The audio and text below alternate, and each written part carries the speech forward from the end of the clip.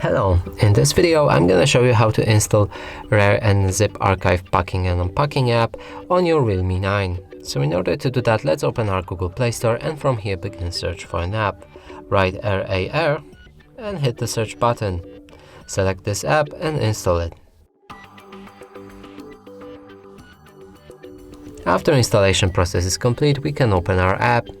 From here, grant its all file access. Find it, it should be somewhere right here. Click on it and then allow access to manage all files. Now let's go back. And here you will see something like this. You can dismiss it and the app will be ready. And that's it for this video. Hope you like it. Please consider subscribing to our channel. Leave a like and a comment below.